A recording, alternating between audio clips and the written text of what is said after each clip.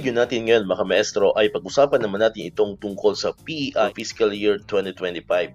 Ayan, so ito po yung tinatanong po ng mga kamaestro po natin ngayon kung tuloy pa ba itong ating PEI 2025 or mananatili pong suspindido. Ayan, so syempre ito po yung mainit-init na pinag-uusapan po ngayon sa social media. Lalo pat ang atin pong PBB 2023 ay tuloy-tuloy na at talagang PBB is real na sapagkat natanggap na po ng karamihan sa ating pong mga kamaestro dyan. And ang natitira pong inaasahan po natin na bonuses, kung pagbabasihan po natin itong mga nakaraang taon, of course, itong SRI at itong PEI. Ayan. Although yung SRI po, based po sa atin pong update kahapon, ito po ay nagkaroon na po ng konting linaw matapos pong ang Malacanang mismo ang magbigay ng pahayag na matatanggap pa rin ng mga government employees itong SRI for fiscal year 2025, although waiting pa rin po syempre tayo sa administrative order kasi hanggat walang administrative order or walang AO, yun po ay mananatiling haka-haka lamang mga kamaestro kasi para po ma-formalize yung pag-release po ng SRI ay kailangan po ng administrative order na pirmado po ng Pangulo. Alright, so isa ito sa inaantay din natin, yun pong PEI. Ayan, so kung maalala po ninyo, nitong nakaraang taon, especially June, kung di tayo nagkakamali, June 2024 ay nagpalabas po ng isang executive order ang Pangulong Bongbong Marcos. Ayan, papakita po natin. Ito po yun, yung executive order number 61 na kung saan ito po ay pinirmahan ni Pangulong Marcos at PBBM noong nakaraang June 3, 2024. So ang nakalagay po dito is suspending the implementation of Administrative Order number 25 Series 2011 and Executive Order number 80 Series 2013. Ayan. So ano po ba yung mga sinuspende na yon? Yun pong Administrative Order number 25 Series 2011, ito po yun. Establish a unified and integrated results-based performance management system or RPPMS across all departments and agencies within the executive branch of government, and for such purpose, establish the Interagency Task Force or IATF on the harmonization of national government performance monitoring information and reporting system.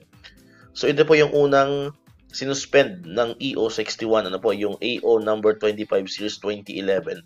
Ito po yung ating RBPMS na kung saan nawala na nga po ng tuluyan yung RPMS naman natin na ginagamit natin sa DepEd. At yun nga po ay napalitan na ng PMES or yung PIMES, mga kamaestro. So, wala na po itong RPMS. So, ang pumunit na nga po is yung PIMES. Then, yun namang Executive Order number 80, Series 2012, na sinuspende rin po ng EO61.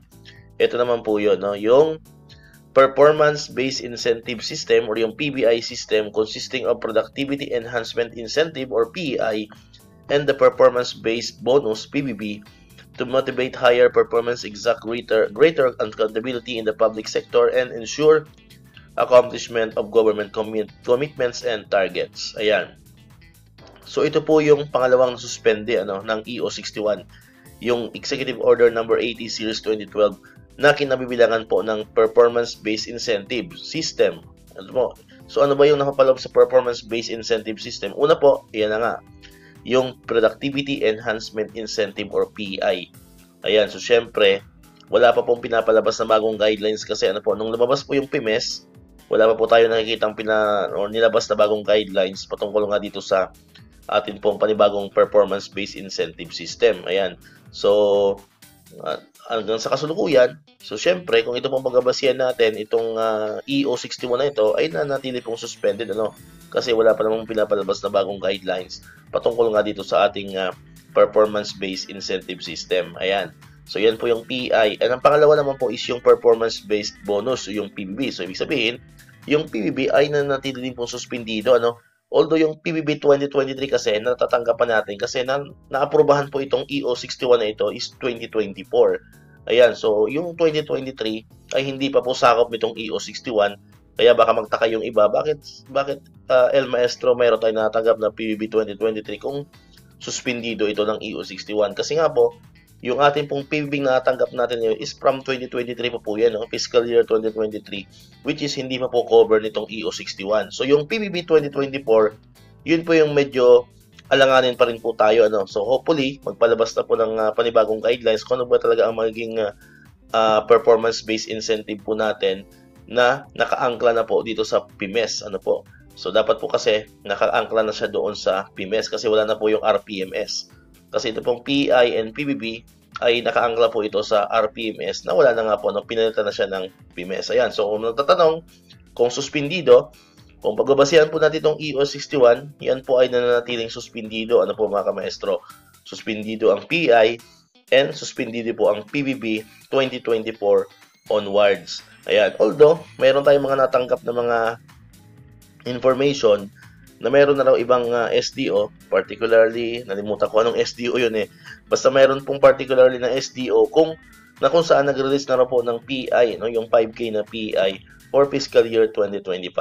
Ayan, so comment lang po dito, no, baka may nanonood sa atin dyan na kinabibilangan ng SDO. Meron kasi tayo nabasa sa isang Facebook post, although hindi natin naman siya kino-confirm kasi isang lang po yun, no, nasa comment section lang po yun, kaya hindi siya official.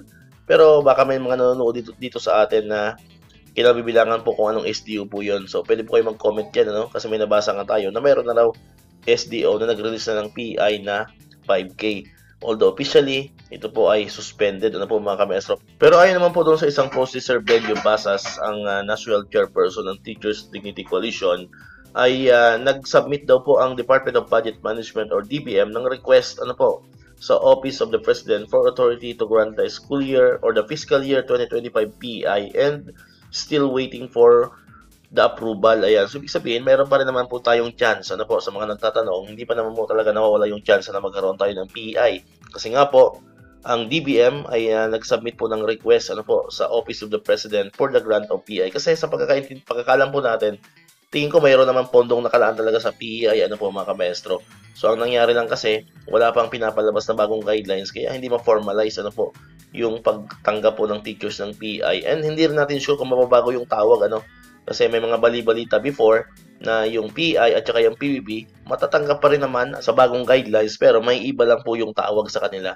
May mga nabasa tayong information po niyan before last year, 2024, mga kamaestro. So, natili pa rin po tayong positibo, despite na ito po ay suspendido until now, yung PI at saka yung PBB 2024, naniniwala po tayo na makakatanggap pa rin po tayo, especially po itong PI for 2025. So, abangan po natin, Abangan po natin kung ano magiging response ng Office of the President. Malamang nitong susunod na linggo, magkakaroon po yan ng desisyon kung makakatanggap pa rin ba yung mga government employees nitong PI for fiscal year 2025. So, hindi pa po sure, mga maestro, hindi pa sure na makakatanggap. So, ang mahalaga dyan ay gumawa po ng aksyon, gumawa po ng move ang DBM. Sila po ay nag-request sa Office of the President. So, ibig sabihin, na kay Pangulong Marcos na po ang final na desisyon kung ano ba talaga ang mangyayari, kung tayo ba ay makakatanggap or hindi. Ayan. And sa tingin naman po natin, mayroon po siyang pondo, kasi kung walang pondo, ay hindi yan magre-request ang DBM sa Office of the President. So, bakit ka pa magre-request sa Office of the President ng PEI 2025 kung wala namang pondong nakalaan? So, positibo po tayo na dahil dun sa request na iyon, ay meron talaga pong pondong nakalaan para po sa ating PEI 2025. Alright, so dito ko natapos itong ating video ngayon mga kamaestro. Kung di ka pa nakakapag-subscribe, click mo na ang subscribe button dyan para ikaw yung unang nakapanood ng mga videos na na-upload natin. Katulad ito, yung mga updates pa rin patungkol sa PEI 2025 and other bonuses ng mga teachers and government employees. And syempre, click mo na rin ang notification bell button para ma-notify ka, always updated ka pag may mga bago tayong uploaded na videos. So muli, maraming salamat sa inyong panonood at pakikinig. Once again, El Maestro, see you on my next vlog. Bye-bye!